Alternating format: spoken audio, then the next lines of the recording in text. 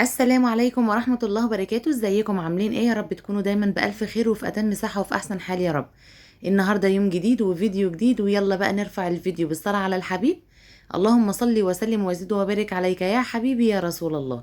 وكمان يا جماعة ما تنسوش تدعموني باللايك وكومنت كده حلو زيكم، يشجعني ويحفزني ان انا اقدر اكمل معاكم.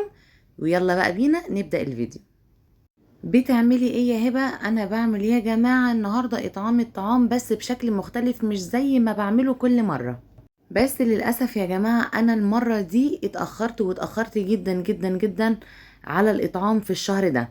يعني دايما كده بعمله، يعني اعدي بس اول اسبوع من الشهر وابدأ اعمله، عشان انتوا زي ما انتوا عارفين. واحب انوه تاني للناس اللي ما يعرفوش ان انا بعمل اطعام كل شهر. يعني ده تنويه للمتابعين الجداد. يا جماعة انا بعمل اطعام كل شهر، تمام؟ بس مش بيكون انا اللي متحملاه كله، تمام؟ انا بتحمل مجهودي، انا مجهودي بس اللي بعمله، وبساهم طبعا بس مش بالمبلغ كله اللي بجيب بيه الحاجة. طبعا في مشتركين بيشاركوا معايا كل شهر في الاطعام ده. مين يا هبة اللي بيشارك؟ لا، اللي بيشارك اهلي، اهل جوزي، اخواتي، اصحابي المقربين كمان، مش اي حد كمان بيشترك معايا. بس كده مش ناس غريبة يعني، او اي حد هيديني فلوس ان انا ايه هعمل. كل مرة بعمل مثلا بانيه، بعمل فراخ مشوية في الفرن، لحمة مثلا محمرة او في الفرن او كده، تمام؟ مع طبعا رز مع مكرونة. هو ده اللي انا ايه بعمله كل مرة. المرة دي بقى يا جماعة دي فكرتي بقى، فكرة يعني جت في بالي.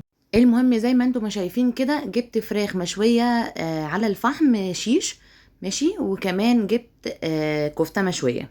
جبت 3 كيلو كفتة مشوية وكمان فرختين. طبعا جبت بالفلوس اللي هي معايا. انا جبت الحاجات دي ب 1400 جنيه، تمام؟ الفراخ والكفتة. والباقي عشان انا كان معايا 1750، كان في حاجات ناقصة جبتها. جبت عيش ب50 جنيه. وكمان معرفش ان بصراحة ان كمان الحيتي هيبعت لي عيش. بس العيش بتاعه بصراحة ما كانش احسن حاجة، يعني انا حاسة ان هو مش حلو قوي. انا كنت جايبة من المنوفي، تمام كده. اللهم صل على سيدنا محمد. الطحينة ما شاء الله كان جايب كتير، وكمان كانت مامة محمد عملت طحينة برضو. اشتريت كان حاجات ناقصة عندي زي الأكياس، زي العلب بتاعة الطحينة، جبتها كمان. المهم ايه، مع التوصيل ومش عارف ايه، الدنيا هي 1750 جنيه. عايزة اقول لكم ان الاكل في البيت اللي انا بعمله مثلا بيبقى فيه بركة اكتر من كده. يعني بعمل بالمبلغ ده ممكن 80 وجبة، 70 وجبة، حاجات كده. وساعات كنت بعدي كمان، يعني لما بيبقى فيه فلوس اكتر من كده كنت بعدي 120 وجبة، تمام؟ بس المرة دي كان 40 وجبة بس. ما عملتش ولا رز ولا مكرونة ولا اي حاجة. انا اكتفيت بس ان انا رغيف العيش احط فيه قطعة فراخ وصباعين كفتة، تمام؟ لو الصباع كبير بحطه، ما بحطش اتنين، بحط واحد بس. لكن لو صغير بحط صباعين كفتة. والفراخ انا كنت بحط قطعة واحدة بس ايه في الرغيف. وطبعا حطيت في الكيس حطيت واحدة من اللي هي سلطة الطحينة. ليه فكرت الفكرة ديت ان انا اجيب اكل من بره، مع ان الاكل في البيت اللي انا بعمله بيكون فيه بركة اكتر واكتر، تمام؟ انا يعني قلت مثلا بيبقى الناس اللي هي محتاجة دي بيبقوا نفسهم بتروح للمطاعم دي، عايزين ياكلوا حاجة مشوية وما عندهمش المقدرة ان هم يعملوها. وكمان انا بحب على فكرة المشويات جدا. فانا طبعا اي حاجة انا بحبها بصراحة انا بعملها في الاطعام. يعني اي حاجة بحبها جدا دي بصراحة اللي بعملها، تمام؟ بس الفكرة بقى الزيادة عندي ان ايه، ان لو حد مثلا مشتاق ان هو ياكل الحاجة دي ومش قادر وما عندوش المقدرة ان هو يجيبها، فطبعا انا قلت للمشتركين برضو معايا انا هعمل كده بصراحة. يعني رحبوا قالوا لي اللي انت شايفاه، يعني انت متولية الموضوع، اللي انت شايفاه تعمليه هي كده كده يعني.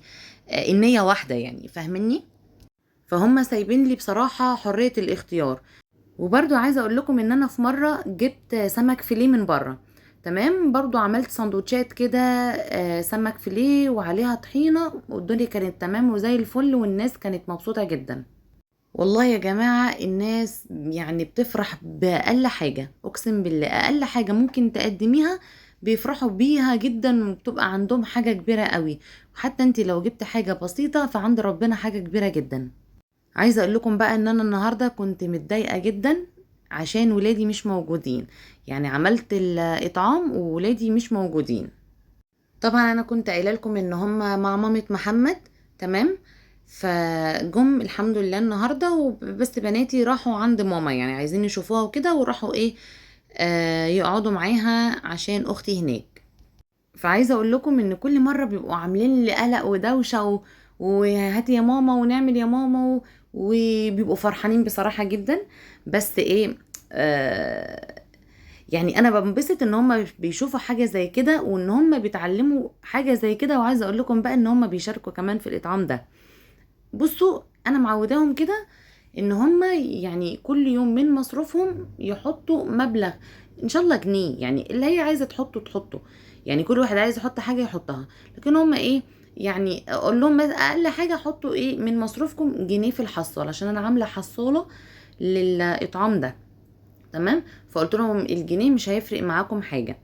بس فهم بصراحه من ساعه الاطعام ما بدأته كده، بقالي شهور كتيرة والحمد لله اللهم بارك يعني، وربنا كده يخليني دايما مواظبة على الموضوع دوت، وما فيش مرة ان انا ابطلها ان شاء الله بإذن الله. يعني انا معاهدة نفسي قدام ربنا ان انا يعني الموضوع ده مش هيبطل غير لما اموت، ولادي بقى يتولوه من بعدي ان شاء الله يعني. الموضوع يا جماعة حلو جدا، جميل، راحة نفسية، بيفرق جدا في العيشة والحياة. وبتفرق معاكي، انت هتلاحظي لما بتعملي الموضوع ده ان ربنا بيجبرك بعد كده. اي حاجة بقى، اي حاجة سبحان الله ربنا بيكرمك وبيرزقك فيها جدا جدا جدا. انا بقى بصراحة بفكر كده المرة الجاية في تفكير تاني، او يعني اغير النظام. تمام. بس بقى هخليها لكم مفاجأة. تمام. في الفيديو الجاي ان شاء الله بتاع الشهر الجاي بإذن الله، وهيبقى قريب يعني. بصوا انا قلت لكم ان انا بعدي اول اسبوع من الشهر وبعمل الاطعام. المرة دي يا جماعة الظرف عندي حصل ان انا ما كنتش هينفع اعمل الاطعام. تمام. اتأخرت الفترة دي كلها، خلاص احنا النهاردة حاجة وعشرين سبعة. تمام. النهاردة طبعا الجمعة. فعايزة اقول لكم ان ايه اتأخرت جدا. فعايزة اقول لكم هو اسبوعين كده ولا حاجة هتلاقوني ان شاء الله عملت اطعام تاني. المهم لو وصلت معايا لحد هنا، يلا نرفع كده الفيديو بالصلاة على الحبيب. اللهم صل وسلم وزد وبارك عليك يا حبيبي يا رسول الله. وكمان ما تنسيش اللايك علشان الفيديو يوصل لناس كتير جدا. بصوا يا جماعة انا من الطحينة دي فاضة عندي. بصراحة انا مش عارفة اعمل فيها ايه. يعني هل عادي ان احنا ناكلها ولا اعمل فيها ايه؟ انا بصراحة وزعت كله. يعني مفيش ولا وجبة ما فيهاش طحينة. تمام. بالعكس كان في كمان اكياس سلطة صغيرة حطيتها بصراحة في بعض الاكياس. يعني في مثلا ناس معينة كده يعني في بيوتها انا وديت لهم. تمام. فحطيت لهم ايه كيس سلطة مع كل شنطة يعني. عايزه اقول لكم بقى النهارده سبحان الله يعني فعلا كل لقمه زي ما بيقولوا كده بتنادي اكلها. اه والله العظيم. كنت بوزع وكده وعامله حسابي الناس معينه هتاخد كذا.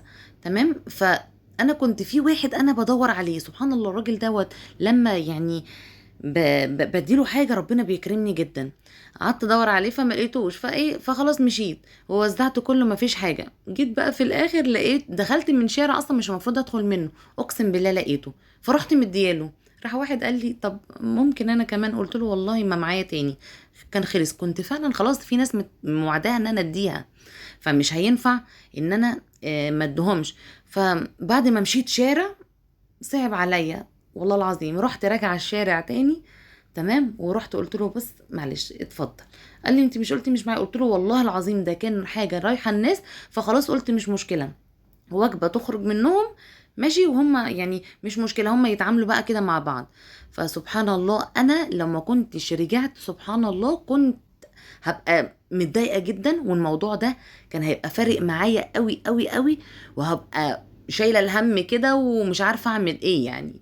بجد انا لما في مواقف كده بتحصل معايا وما بقاش فيه حسن تصرف في وقتها، بفضل أنب نفس الوقت كله، ممكن ما نمشي كمان يعني لحد ما الموضوع يروح من بالي.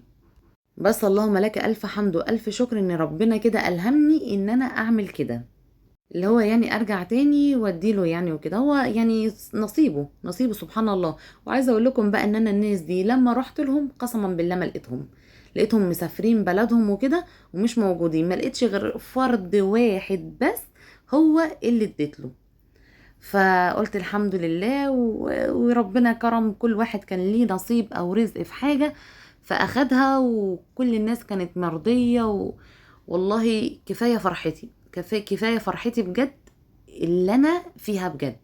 يعني كمان عايزه اقول لكم ان انا كل مره جوزي هو اللي بينزل، انا وهو بالعربيه بنوزع. المره دي قلت له بص الدنيا مش مستاهله قوي، يعني الوجبات مش كتير زي كل مره، تمام؟ فانا الناس اللي انا مثلا هديلهم هم 20، هيتفضلوا 20 وجبه، فخلاص انا هديهم لصاحب نصيبهم يعني في الشارع وكده يعني. بس هو ده فعلا اللي حصل، وكان فعلا كل واحد اخد حاجه كانت من حظه ونصيبه يعني. بس بقى اهم حاجة ان ربنا كده يكرمنا ان شاء الله، ويجعله في ميزان حسناتي وميزان حسنات كل حد بيشترك، وكمان ان شاء الله اكون انا سبب في ان حد يعمل نفس الموضوع بتاع الاطعام ده، واكون انا سبب اخد فيه حسنات. فانا يا جماعة بشجعكم كده وبحفزكم، يعني انا لما بنزل الفيديو ده بنزله علشان في ناس فعلا يعني لما شافوا الفيديو دوت كل شهر بقوا يعملوا الموضوع ده ويسألوني بكام ومش عارف ايه، وبقوا يعملوا بصراحة، فانا مواظبة عليه علشان الكل يتشجع بيه. بس بقى يا جماعة هو ده كان فيديو النهاردة، بتمنى كده يكون عجبكم وتكونوا استفدتوا منه. بس كده بتمنى ان انتوا تدعموني بلايك وكمان كومنتات حلوة زيكم، واشوفكم في فيديو جديد واقول لكم مع الف سلامة.